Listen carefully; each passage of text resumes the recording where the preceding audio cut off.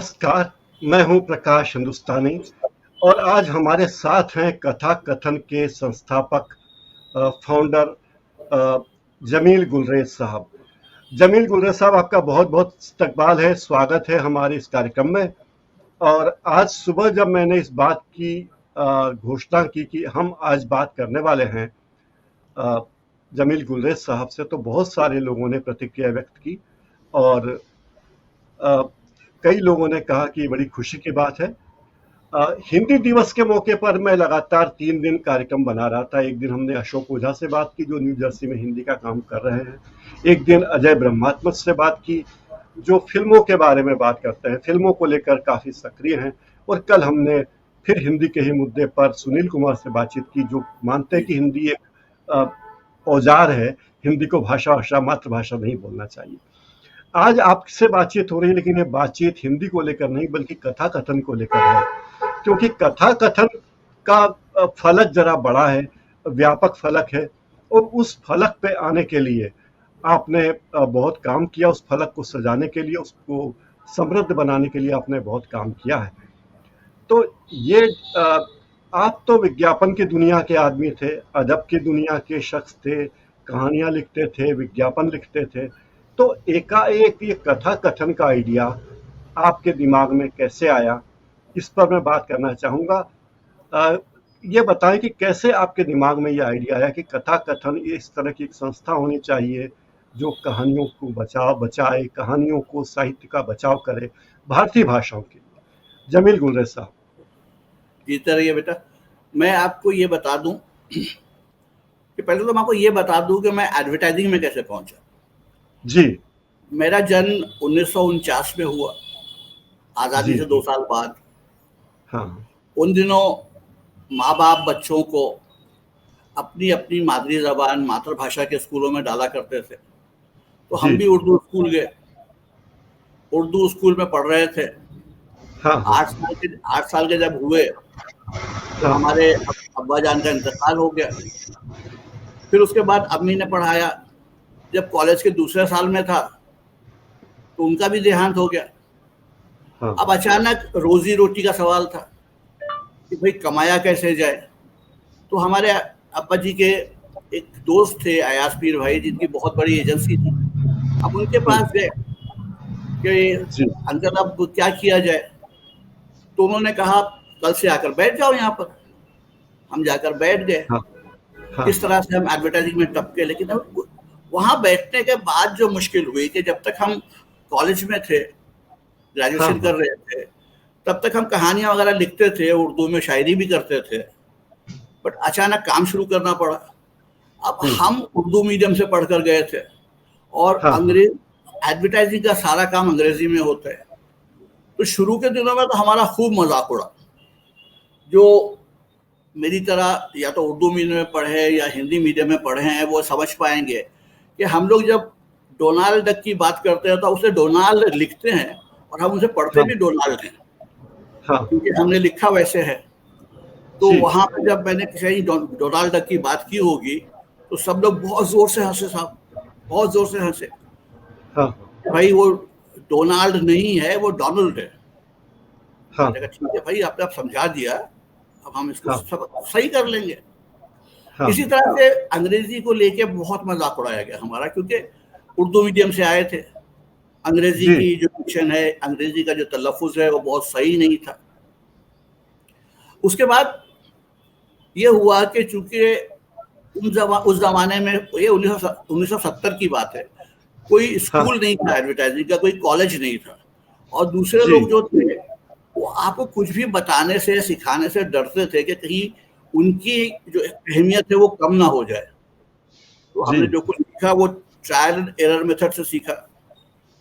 और उसके बाद हमने सोचा कि भाई हम तो इस ज्ञान को बांटेंगे बच्चों के साथ।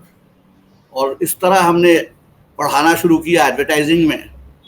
और नतीजा ये निकला कि जब आप ज्ञान बांटते हैं, आप ज्ञान शेयर करते हैं और लोगों के साथ, तो आपका कम नहीं होता है, वो बढ़ता है। जी। आपकी इज्जत भी बढ़ती है।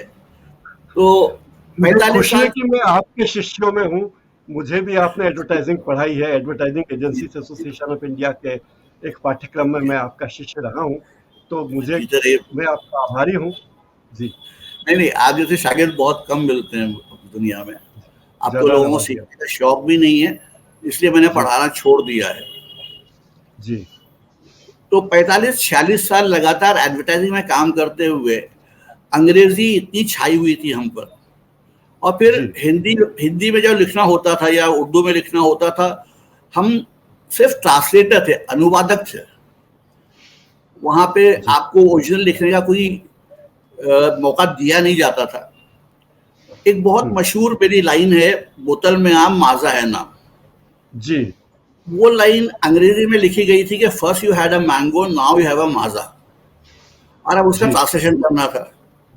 हाँ, हाँ, मैं काफी उलझता रहा उससे, क्योंकि मैं उसको ट्रांसलेट करता था, बड़ा अजीब साउंड करता।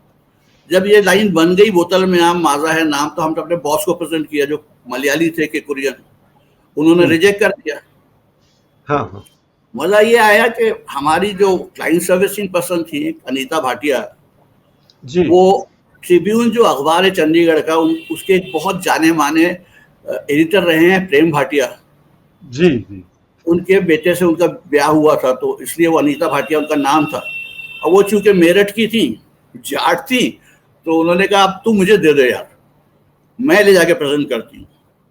और जब वो प्रेजेंट करके आई, तो पार्ले में रमेश चौहान के यहाँ सब वाह वाह वाह वाह हो रही थी खूब, और उस लाइन की फिर खूब वाह वाह हुई।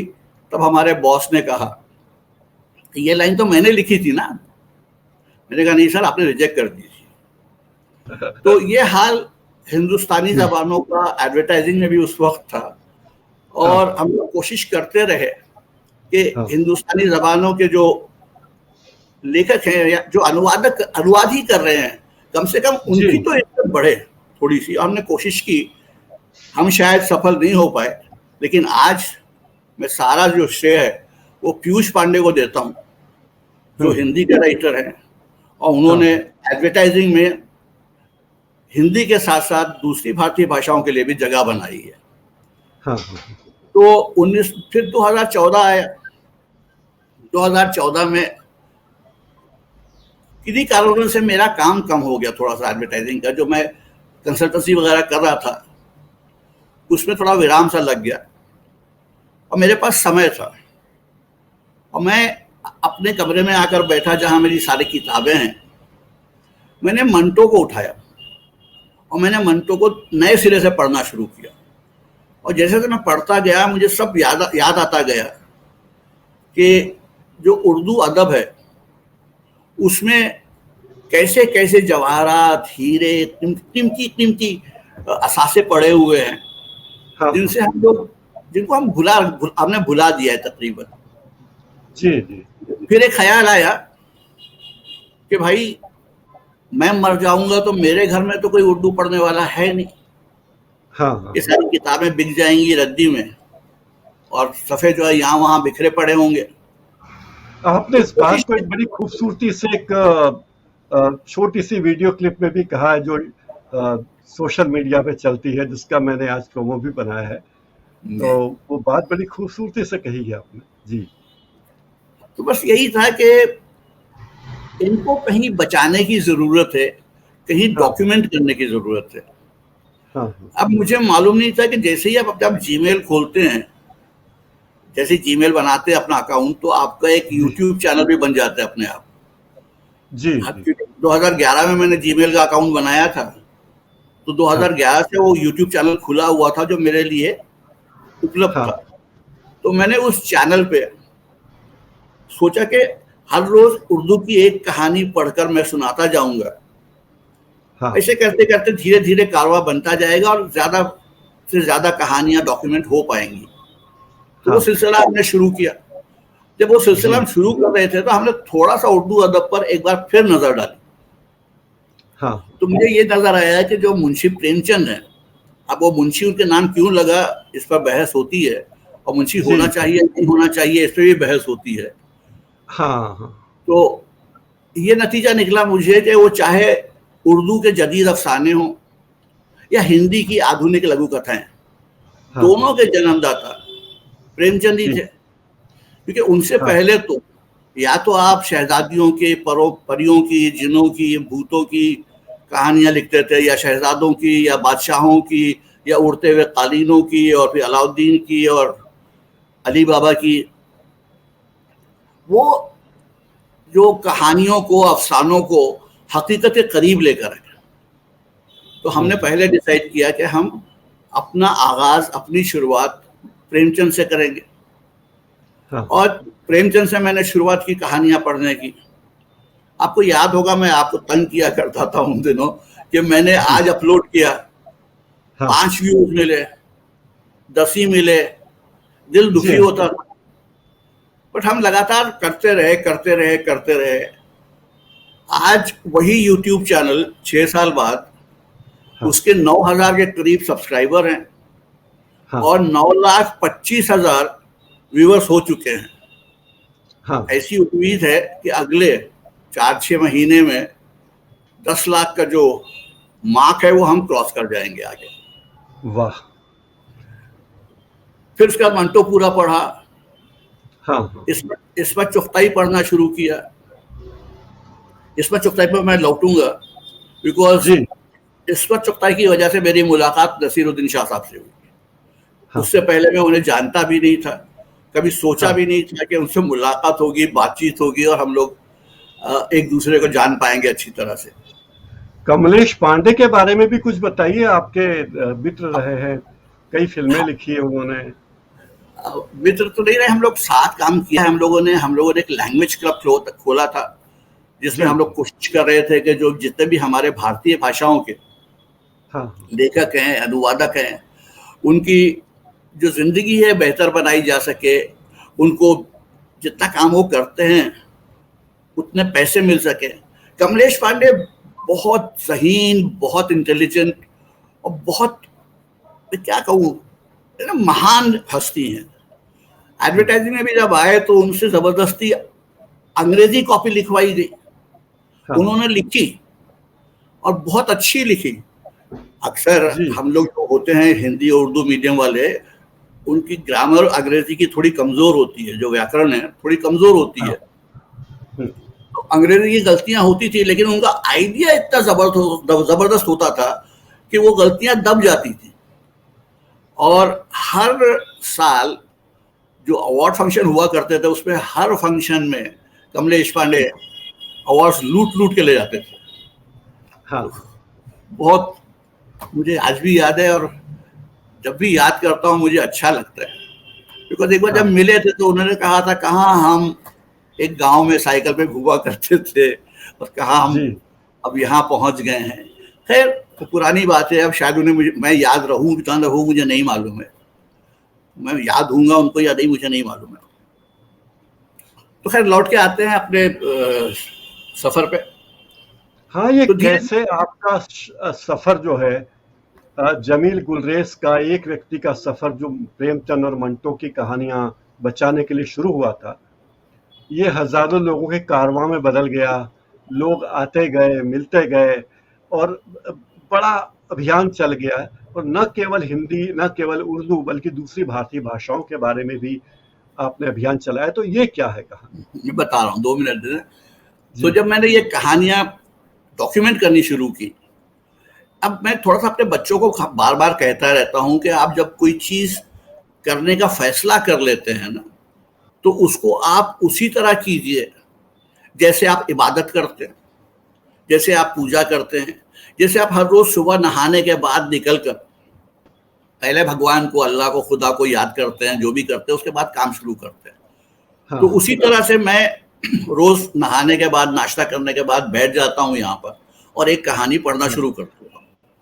वो कहानी पढ़ने का सिलसिला जारी था। उसके साथ ही मैंने एक कोशिश की कि इन कहानियों को मंच पर भी लोगों को सुनाया जाए। तो पहली बार एक राइट प्रिंट पैक एक प्रेस हुआ करता था हमारे बॉम्बे में, जो लोअर परेल में है, जहाँ फिनिक्स मिल है, उसके ठीक सामने है। तो उन्होंने एक छोटा सा कमरा किराए पे देना शुरू कर दिया था ऐसे कार्यक्रमों के लिए। तो हमने वो कमरा किराए पे लिया। Mid day, times of India वगैरह में थोड़ा सा विज्ञापन भी किया।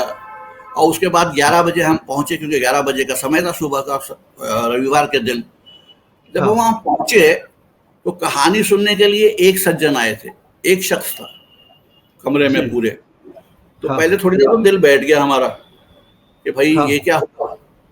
फिर हमने हाँ, सोचा कि एक जो आया है सज्जन, एक असज्जन जो आए हैं, हुँ, उनका सम्मान होना चाहिए, उनकी इज्जत होनी चाहिए। हमने उनके लिए कहानी पढ़ी। दूसरी जी, बार जब गए तो 2 आदमी थे, तीसरी बार हाँ, 1 आदमी, फिर 1 आदमी था। लेकिन हाँ, हमने ये सिलसिला जारी रखा और धीरे-धीरे जी, सुनने के लिए आने वालों की तादाद बढ़ती गई। अब जी, मैं अकेले पढ़ रहा था उन दिनों और यही घर से काम करता था। हुँ, हमारे एक बहुत अच्छे मित्र हैं जो आवाज की दुनिया पे बहुत बरसों तक राज कर चुके हैं। नाम है उनका बृजभूषण। जी, बृजभूषण जी ने मेरे पास एक बच्ची को भेजा जिसका नाम है माधवी गनकुले। हुँ, वो मेरे पास आई उर्दू सीखने के लिए, उर्दू हाँ, का डिक्शन बेहतर करने के लिए, उर्दू समझने के लिए, उर्दू साहित्य को जानने के लिए। तो मैंने उनसे बात की और अपना जो मैं कर रहा था वो बताना शुरू किया उनको कि भाई मैं तो उर्दू बचाने निकला हूँ, क्योंकि हुँ, उर्दू के स्कूल बंद हो रहे हैं, उर्दू पढ़ना लोग छोड़ रहे हैं। हाँ, हाँ, तो ये सारा सिलसिला मैंने यूं शुरू कर रखा है। अब माधवी जो है वो मराठी भाषी हैं। उन्होंने मुझसे कहा कि सर यही हाल मराठी का भी है, मराठी के भी हुँ, स्कूल बंद हो रहे हैं। जो जी, जी, हमारे वॉइस ओवर की दुनिया में है मराठी बोलने वाले, वो मराठी बोल तो लेते हैं लेकिन मराठी हाँ, पढ़ना लिखना नहीं जानते हैं। वाह! एक भाषा के बारे में पता चला। उसी समय में 2 कहानियां मंटो की, गंभीर गंभीर संजीदा वाली, गंभीर वाली, और 2 कहानियां हल्की फुल्की कर रहा था। तो मुझे एक कहानी के लिए किसी एक कैरेक्टर की जरूरत थी। तो हमने फेसबुक पे थोड़ी सी एडवर्टाइजिंग की तो लोग आने लगे ऑडिशन के लिए। तो एक सज्जन आया जिनका नाम था शुभांतो भट्टाचार्य। हुँ, हुँ, मंटो के बड़े परिस्टार थे, फैन थे, प्रशंसक थे। आए मेरे पास बैठे तो उन्होंने कहा मैंने तो मंटो अंग्रेजी में पढ़ा है। मैंने कहा अच्छा, हाँ, तो नाम तो बंगाली है। तो उन्होंने कहा नहीं, मुझे बंगाली लिखना पढ़ना नहीं आता है।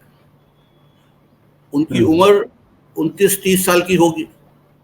हाँ, तो हाँ, फिर माथा ठनका कि एक 29-30 साल का बच्चा बड़े शान से कह रहा है कि मुझे बंगाली लिखना पढ़ना नहीं आता है, थोड़ा बोल लेता हूँ। उर्दू तो बिल्कुल नहीं आती थी, लेकिन हुँ, मुझे हुँ, उनमें पाक नजर आया। तो मैंने ये देखा कि इससे काम करवाया जा सकता है।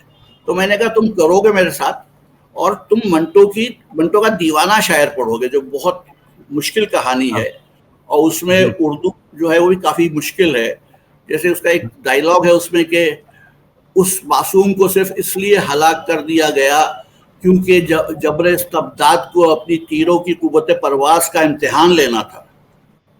हुँ, ऐसे ऐसे संवाद थे उसमें। हाँ, उस बच्चे ने मेरे साथ लगभग 1 डेढ़ महीना 2 महीना मेहनत की और हुँ, इस कहानी को अदा किया, और स्टेज पर उसके लिए तालियां भी बजी उन संवादों के लिए। हुँ, हुँ, उसी के साथ एक राजेश झाई भी आए माधवी के साथ साथ। हाँ, हाँ, और इस तरह हमने पहला शो 14 मार्च 2015 में हाइव में किया। जी, अब मैं आपको ये बता दूं कि माधवी उस वक्त से आज तक कथाकथन की सह संस्थापक हैं, को फाउंडर है। हुँ, आज भी उतनी जोशो खरोश के साथ काम करती हैं। तो अब 2 भाषाओं का तो पता चला मुझे। हाँ, हाँ, फिर कि भाई मराठी का भी वही हाल है, बंगाली का भी वही हाल है। और जब मैंने अपने कुछ दोस्तों से बात करने की कोशिश की, क्योंकि मुझे लगा था कि दक्षिण भारतीयों की भारतीय जो भाषाएं हैं वो तो बहुत सुरक्षित होगी, महफूज होंगी। हुँ, लेकिन हुँ, हमारे एडवर्टाइजिंग के एक दोस्त हैं जॉर्ज सबाशिन, जो मातृभूमि नामी एक मलयालम अखबार रिप्रेजेंट करते हैं बॉम्बे में। तो जब मैंने उनसे बात की तो उन्होंने मुझे बताया कि हमारा भी वही बुरा हाल है, पिछली 3 पीढ़ियों से बच्चों ने मलयालम पढ़ना छोड़ दिया है। तो हम भी एक मुहिम चला रहे हैं जिसका नाम है मधिरम मलयालम, ताकि लोगों को मलयालम पढ़ने के लिए प्रोत्साहित प्रेरित किया कर जी, जा जी, दिया जा सके। तो धीरे धीरे ये ख्याल आया कि ये हमारी सारी की सारी भाषाएं इस वक्त मुश्किल में है। हम्म। हमने अपना फिर फोकस बदला, उर्दू के हाँ साथ साथ सारी भाषाओं को साथ लिया और इस हाँ। तरह कथा कथन शुरू हुआ। और आज मैं हमारे रोकना चाहूंगा, एनबीटी गोल्ड में मैंने आपका एक पॉडकास्ट सुना था, जी और उसपे आपने बताया था कि उर्दू को लेकर किस तरह की नफरत का माहौल है। और शायद साहिर की ये लाइन भी आपने शेयर की है अपने उस प्रोमो में, जिन शहरों में गूंजी थी गालिब की नवा बरसों, अब उन शहरों में अब उर्दू बेनामो निशा ठहरी। आजादी कामिल का ऐलान हुआ जिस दिन, आजादी कामिल का ऐलान हुआ जिस दिन, मातूब जबां जबात है। ठहरी गद्दार जबां ठहरी। यानी आज पूरी आजादी का ऐलान जिस दिन हुआ उस दिन ये भाषा उपेक्षित हो गई और गद्दारों की भाषा हो गई। ऐसी कोई बात साहिर ने लिखी थी, तो क्या बात थी, साहिर को क्यों लिखना पड़ा ऐसा? नहीं, ये तो इनफैक्ट ये बात तो 1969 की है, 1969 की, जी जिस जी। बरस महात्मा गांधी की जन्म हाँ शताब्दी मनाई जा रही थी, उसी जी। बरस गालिब की बरसी मनाई जा रही थी, 100वीं बरसी मनाई जा रही थी। हाँ हाँ। गालिब को मर के 100 साल पूरे हुए उसी साल, जिस दिन हाँ महात्मा गांधी को 100 साल जन्म लेके पूरे हुए थे। तो जी जी। उस साल सरकार ने महात्मा गांधी की तो मतलब सेंटेनरी मनाई ही थी, साथ साथ गालिब की सेंटेनरी भी मनाई थी।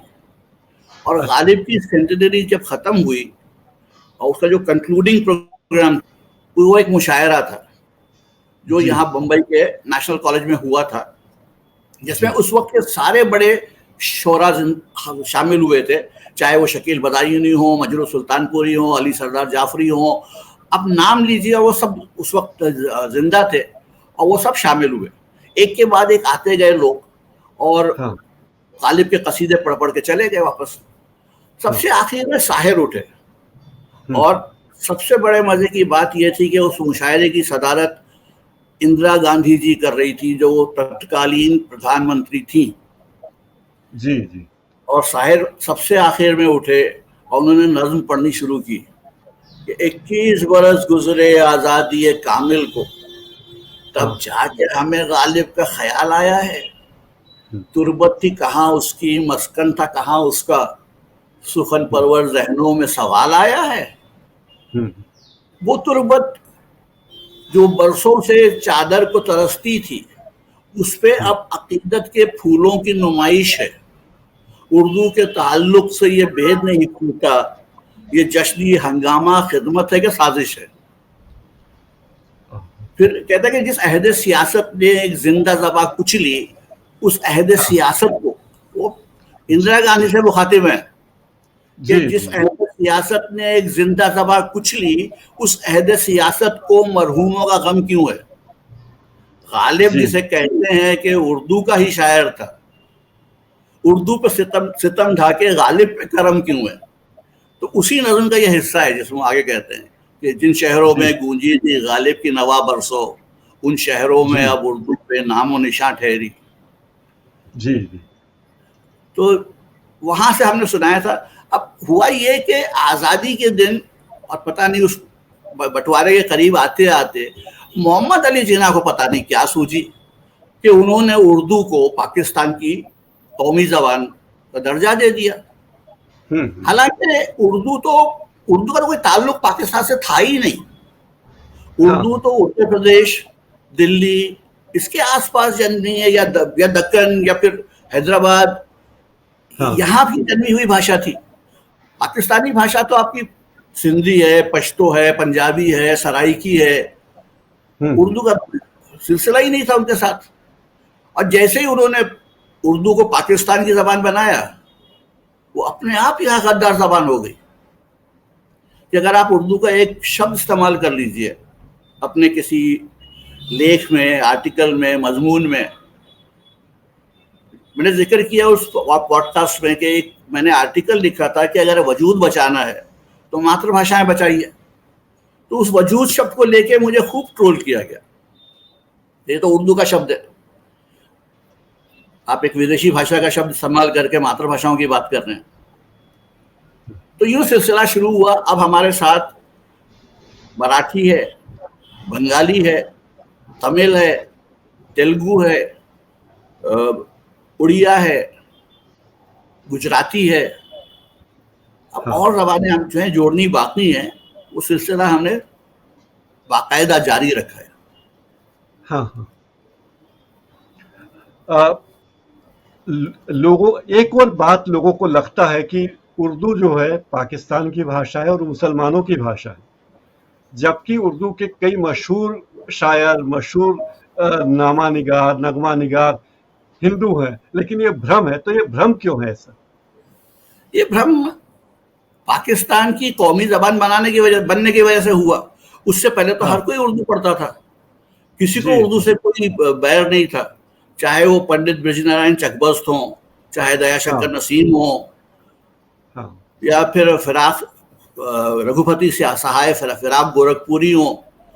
मेरे जी। मेरे तो कमरे में, कथा कथनी कमरे में एक पूरी दीवार है जिसपे ये जी। सारे नाम लिखे हुए हैं। हाँ हम उसको वॉल ऑफ नेम कहते हैं। भाई कोई आए जी। तो मैं दिखाऊं यहाँ पे कि देखो भाई उर्दू इन सबकी भी जबान है। हाँ आप खामखा मुझ पे इल्जाम लगा रहे हो कि मुसलमानों की जबान है। हाँ। कल कोई मुझसे पूछ रहा था, भाई ये जो अब्बा जान कहीं से आ गया है आजकल, तो ये किस भाषा का शब्द है? तो हाँ मैंने कहा उर्दू का शब्द है भाई, हाँ हाँ। यही जन्मा है। वरना हम्म। आपको अरबी में तो वालिद मिलेंगे या वालिदा मिलेंगी, या दोनों को साथ हम्म। बोलना है तो वालदैन मिलेंगे। हाँ फारसी में पिदर है या मादर है, बाप के लिए पिदर है, माँ के लिए हाँ। मादर है। जान से अब वो गाली भी बनी है, तो सुनी होगी। हम्म। तो उर्दू तो यहीं की जबान थी। हाँ तो हाँ। हम लगातार काम किए जा रहे हैं इस पर। अभी हमने क्लब हाउस में भी सिलसिला शुरू किया हुआ है। हर हर शुक्रवार को रात 10 बजे हम वहां पर मराठी कहानियां सुनाते हैं। अगले अच्छा। हफ्ते से हम गुजराती भी सुनाएंगे कहानियां वहां पर, फिर हाँ हाँ। तमिल भी आएंगी, बंगला कहानियां भी आएंगी। तो वो सिलसिला जारी है क्लब हाउस पे लगातार। क्या ये जो आपके आयोजन होते हैं इनमें टिकट लगता है? शुरू शुरू में हमने टिकट लगाने की कोशिश की, बट जी। जब लोग हिंदी थिएटर में अच्छे अच्छे कलाकारों के जो नाटक होते हैं वो देखने के लिए टिकट नहीं लेते, तो हमारे हाँ कार्यक्रम के लिए टिकट कौन लेता? फिर हमने सोचा कि भाई हम तो कोशिश कर रहे हैं कि इन भाषाओं के साहित्य से लोगों में एक बार रुचि जगाई जाए और उनको वापस अपनी भाषाओं की तरफ लाया जाए, और उनसे इतनी दरखास्त की जाए कि आप बच्चों को अंग्रेजी पढ़ाइए, उससे हमें कोई एतराज नहीं है। लेकिन हाँ। साथ साथ ये बात सही है कि हम जितने भी हिंदुस्तानी हैं, चाहे मुसलमान हो, चाहे हिंदू हो, चाहे सिख हो, चाहे क्रिश्चियन हो, चाहे जिस धर्म के हो, जी। वो कट्टर बहुत है अपने धर्म को लेकर। तो हाँ जब जब आप पूजा पद्धति सिखा रहे होते हैं तो उसके साथ साथ अपनी मातृभाषा भी सिखा दीजिए, क्योंकि अगर अगर लोग लिखेंगे नहीं, पढ़ेंगे नहीं, तो भाषाएं बोलियां बन जाएंगी, बहुत जल्दी बोलियां बन जाएंगी। और बोलियों की जो है, बोलियों का जीवन काल बहुत छोटा होता है। आज जो बच्चा आप केजी जा रहा है, अंग्रेजी स्कूल में है, माँ बाप ने डाल दिया है, जब वो स्कूल जाता है तो वहां से शिकायत आती है कि आपका बच्चा स्कूल में हिंदी बोल रहा है, मराठी बोल रहा है, गुजराती बोल रहा है, उर्दू बोल रहा है, तमिल बोल रहा है, तेलुगु बोल रहा है। माँ बाप घर पे करेक्शन शुरू करते हैं। बच्चा पानी मांगता है, no you must say water. आप क्या कर रहे हैं? आप एक एक करके उसकी शब्दावली से शब्द निकालते जा रहे हैं। आप उसको अनजान तो बना ही रहे हैं अपनी मातृभाषा से, साथ साथ उसको आप शब्दावली उसकी बहुत छोटी किए दे रहे हैं अपनी मातृभाषा की। आप ये सोचिए कि वो बच्चा जो आज 5 साल का है, 6 साल का है, या 4 साल का है, जो जूनियर केजी जा रहा है, आज से 70 साल बाद 74 साल का होगा। उसके बच्चों की शादियां हो चुकी होंगी, उनके बच्चे हो चुके होंगे। जी। आप जरा गौर कीजिए, कल्पना कीजिए, तसव्वुर कीजिए कि उसके जो नाती पोते होंगे वो कौन सी भाषा बोल रहे होंगे। हाँ तो मुझे वो खतरा नजर आ रहा है। मेरे जीवन के 2 4 5 साल जो बाकी हैं उसमें तो ये कोई खतरा नहीं है। मैंने इस खतरे को देखते हुए अपने जो जवान बच्चे हैं उनमें चिंगारी लगाने की कोशिश की है, और मेरे बच्चे बहुत सीरियसली इस पे काम कर रहे हैं, और वो बहुत कमिटेड है इस मामले पे कि भाई हम करेंगे, हम इस मशाल को जलाए रखेंगे और इसको बढ़ाते जाएंगे। जब क्लब हाउस में हम कहानियां पढ़ते हैं और लोग डिस्कस करने के लिए आते हैं और जब ये कहते हैं कि आपकी वजह से हमने हिंदी की वो किताबें जो बांध के ऊपर रख दी थी अब फिर झाड़ फूंच के खोली हैं, उसे देख रहे हैं, तो दिल बहुत खुश होता है।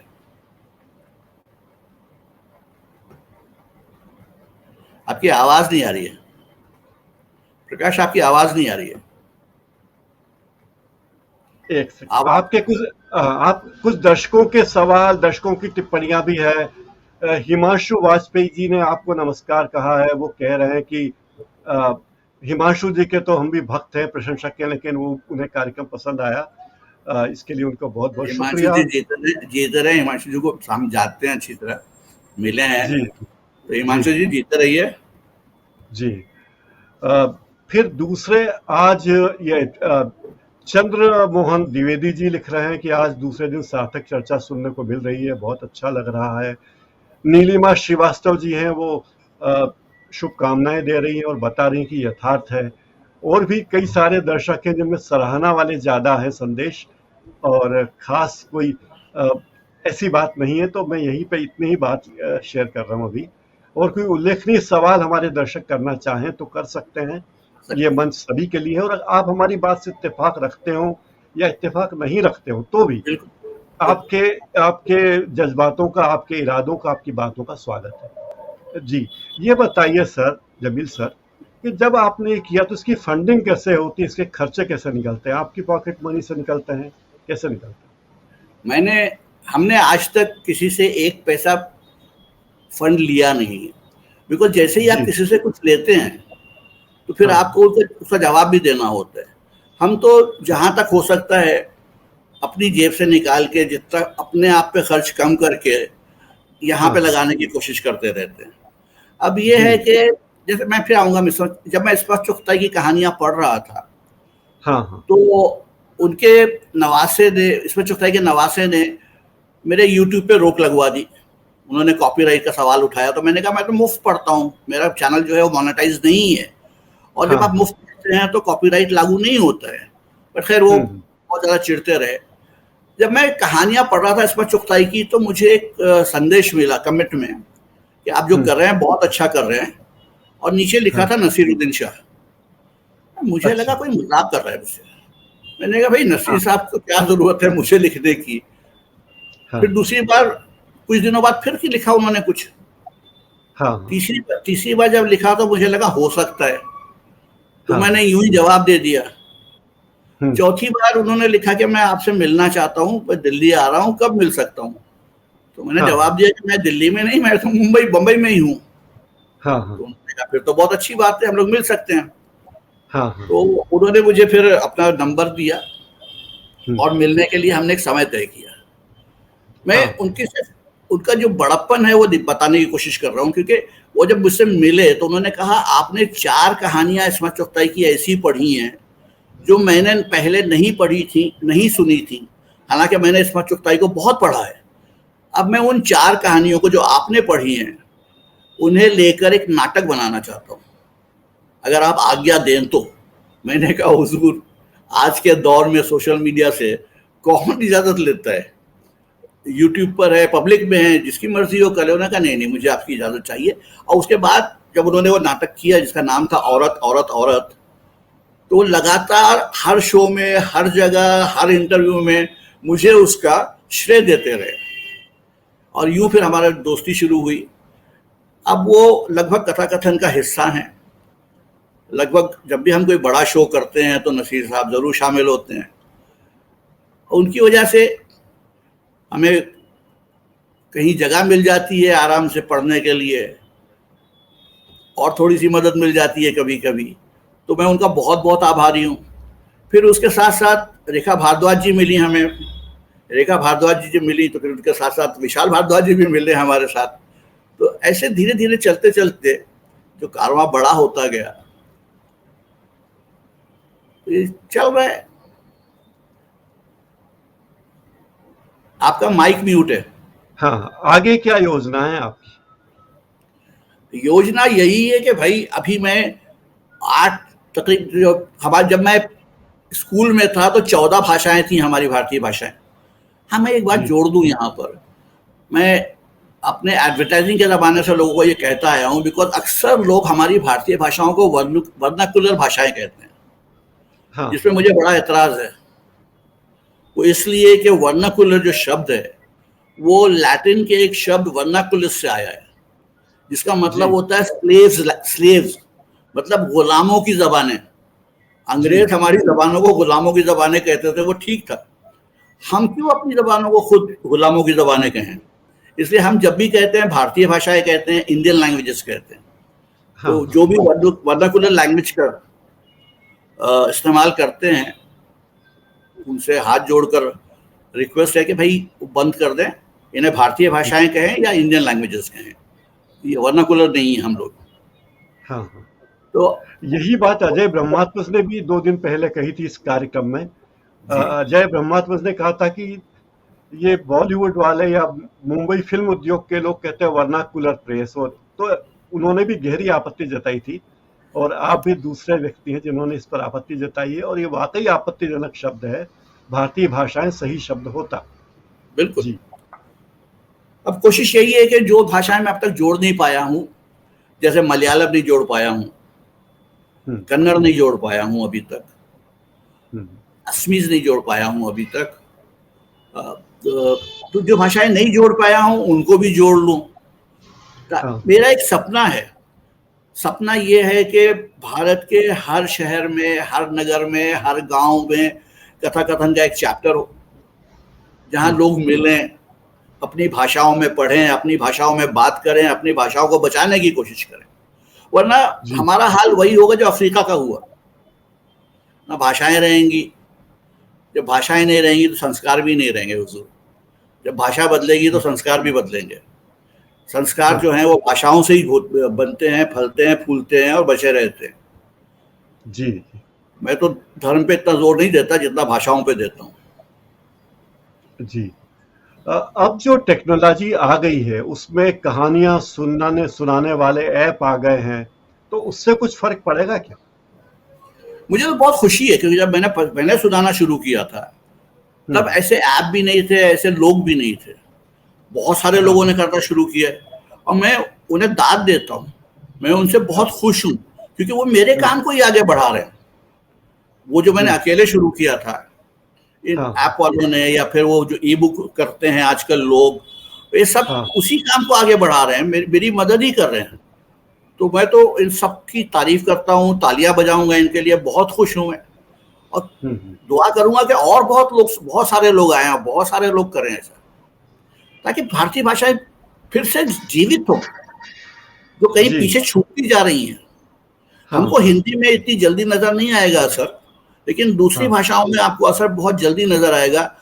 जब मैं अपने कॉलेज में था, स्कूल में था, तब तक मुझे सिंधी स्कूल नजर आते थे, सिंधी भाषा के स्कूल। हम्म आज सिंधी का ना तो कोई साहित्य है, ना हिंदी सिंधी में कोई लिखता है।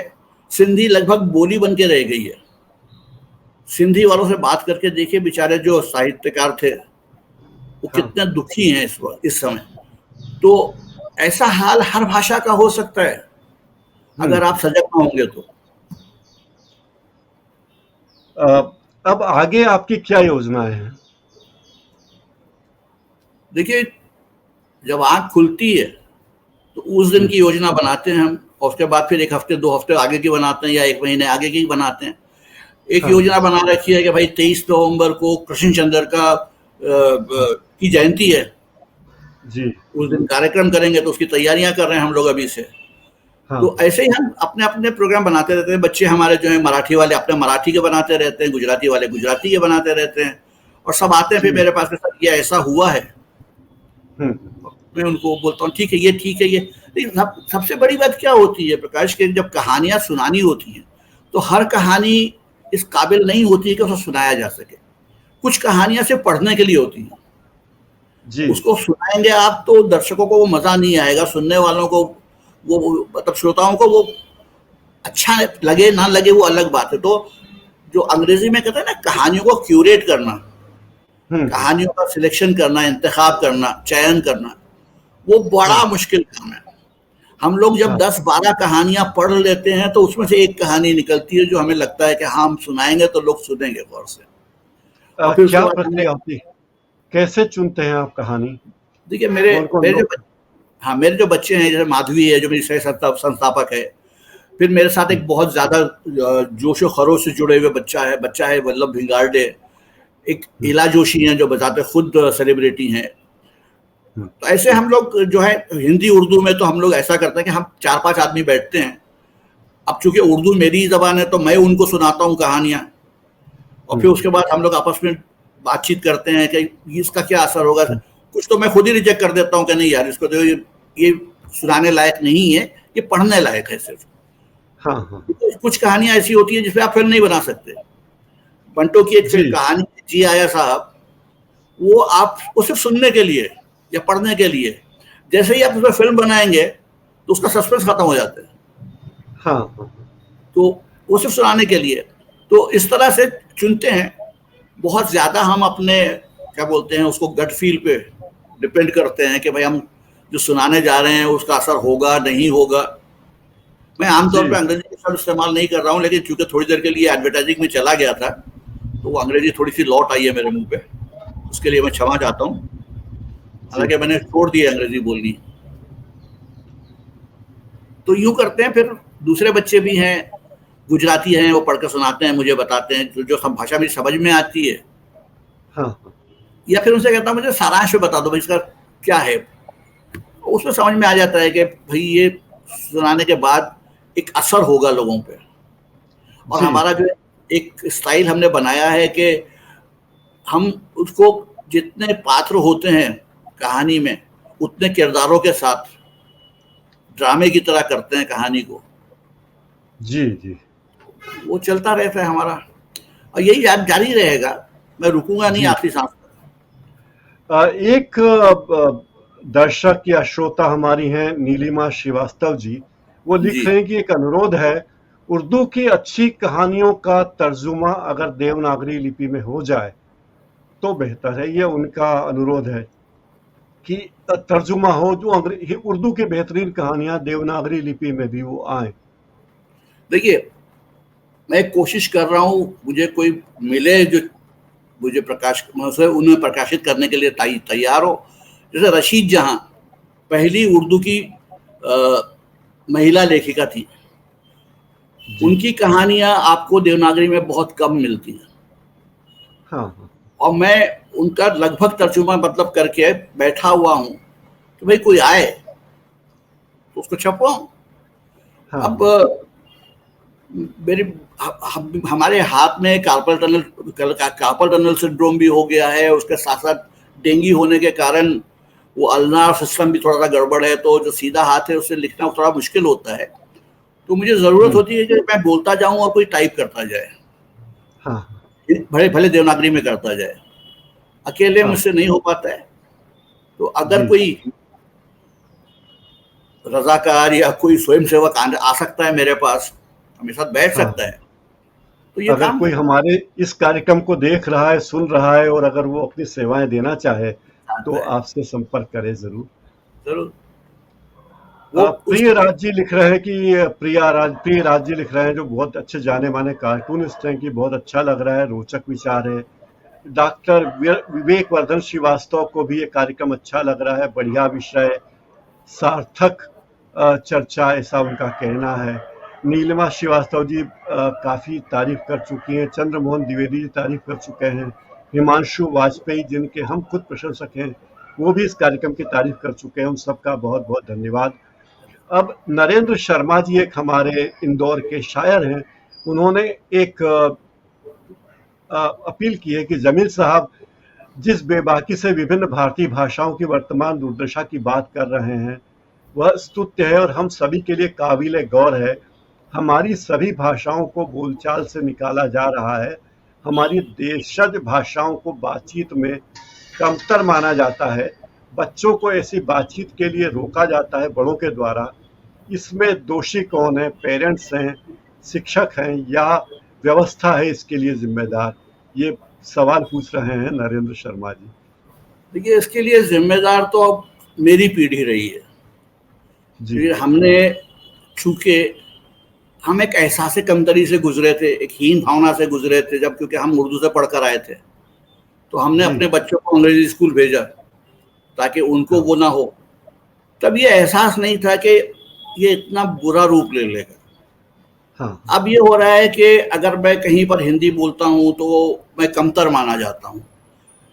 जी जैसे अगर मैं समझिए किसी 5 स्टार होटल में चला गया, तो हाँ जो भी आएगा वो पहले अंग्रेजी में मुझसे बात करेगा। तो मैं उनसे हाँ पूछ लेता हूँ, आप हिंदुस्तानी है ना? तो हाँ कहते जी हाँ। तो मैंने कहा फिर मैं आपसे हिंदी में बात कर सकता हूँ? तो हम्म फिर वो करने लगते हैं बात आपसे। तो पहल हमको ही करनी होगी, वरना जैसे मैंने आपको बताया कि बच्चों को अंग्रेजी पढ़ाने के चक्कर में जब माँ बाप उनका घर पर करेक्शन शुरू कर देते हैं कि खिलौना नहीं टॉय कहिए, या फिर ये हम्म कहिए या वो कहिए। आप मध्य प्रदेश में देख सकते हैं, उत्तर प्रदेश में देख सकते हैं, बिहार में देख सकते हैं, राजस्थान में देख सकते हैं, हाँ हाँ यही सिखाया जाता है। तो आप उस शब्दों को सीमित किए दे रहे हैं बच्चों की शब्दावली में, तो बेचारे जी बोलेंगे कहाँ? और हमने ये कहाँ से सीखा कि हमारी भाषाएं कमतर हैं? भाई हाँ अंग्रेजी की जरूरत है, चलिए आप कहते हैं कि क्योंकि हम मेडिकल नहीं पढ़ सकते अपनी भाषाओं में तो हमको अंग्रेजी पढ़नी पड़ेगी, हम कानून नहीं पढ़ सकते अंग्रेजी में इसलिए हमें अब अपनी भाषाओं में इसलिए हमें कानून के पढ़ने के लिए अंग्रेजी की जरूरत पड़ेगी, ये पढ़ने के लिए। चलिए अंग्रेजी ठीक है, बट मेरी भाषाएं कमतर कैसे हो गई भाई? हाँ तो इसमें दूसरा मैं मानता हूं कि जितनी भी सरकारें एक के बाद एक गुजरी हैं, उन्होंने उनकी जो उपेक्षा रही है शिक्षा व्यवस्था के प्रति, जी वो बड़ी हद तक जिम्मेदार है इसके लिए। पहले तो ये देखिए कि जब हम पढ़ते थे तब जो हमारे टीचर हुआ करते थे वो बड़े शौक से बीएड, एमएड, बीटी वगैरह करके टीचर बनने के लिए आया करते थे। जी आज टीचर कौन बनता है? जिसको कहीं शानदार आराम से ऑफिस में बैठ के एसी के कमरे में काम करने का मौका नहीं मिलता है, जब वैसा काम कहीं नहीं मिलता है तो वो टीचर बन जाता है। या फिर ऐसी महिला जिनके बच्चे अब बड़े हो गए हैं, उनके हाथ में थोड़ा सा समय है, टीचर बन जाते हैं। तो जब आपको पढ़ाना नहीं आएगा तो आप पढ़ाएंगे क्या बच्चों को? अगर मैं प्रधानमंत्री होता तो मैं जितने भी शिक्षक हैं उन सबकी जो तनख्वाह है, वेतन है, वो आईएएस के बराबर कर देता, और हम्म टीचर बनना उतना ही मुश्किल कर देता जितना आज आईएएस बनना है। क्योंकि मैं अपने देश का भविष्य सौंप रहा हूं उनको।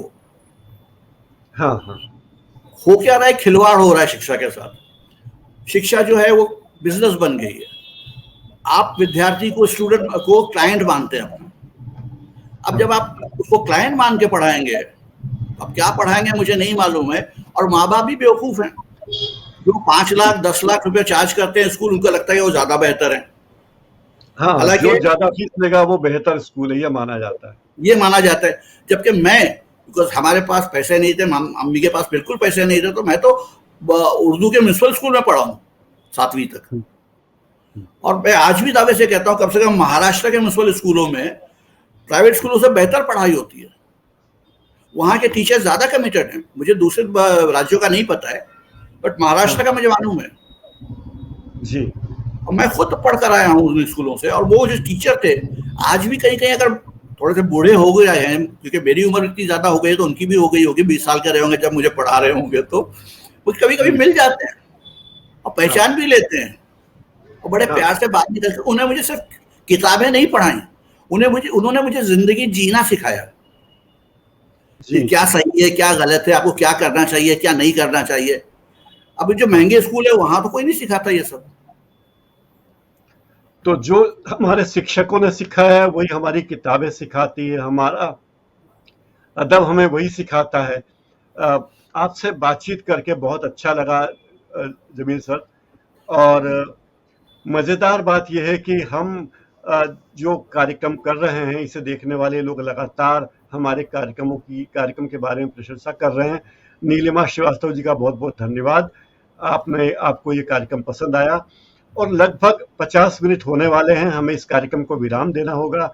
मैं आपको शुक्रिया कहना चाहूँगा। अरे सर आपका शुक्रिया कि आपने अपना बहुत वक्त बहुत निकाला। बहुत बहुत बहुत सारा आशीर्वाद। जीते रहिए, जी खुश रहिए हमेशा। जी धन्यवाद सर, बहुत बहुत धन्यवाद आपको जी। अ, तो मित्रों, इस कार्यक्रम को अब हम विराम देंगे क्योंकि लगभग 50 मिनट हो चुके हैं और हमारे इस कार्यक्रम का वक्त खत्म होने वाला है। आपको ये कार्यक्रम कैसा लगा, इस बारे में हमें लिखिए। हमारे यूट्यूब चैनल को लाइक कीजिए, कमेंट कीजिए, उसे सब्सक्राइब कीजिए। और इस कार्यक्रम में आप किन लोगों के साथ बातचीत करना चाहते हैं, किन लोगों के साथ मिलना चाहते हैं, किन लोगों के साथ रूबरू होना चाहते हैं, अगर आप हमें ये बात भी बताएंगे तो हमें बहुत खुशी होगी। और हम आगे भी कार्यक्रम इसी तरह से कार्यक्रम करते रहेंगे, आपके पास आते रहेंगे। आपका बहुत बहुत धन्यवाद, आप हमसे जुड़े। एक बार फिर बहुत बहुत धन्यवाद। आप इसी तरह सहयोग देते रहें।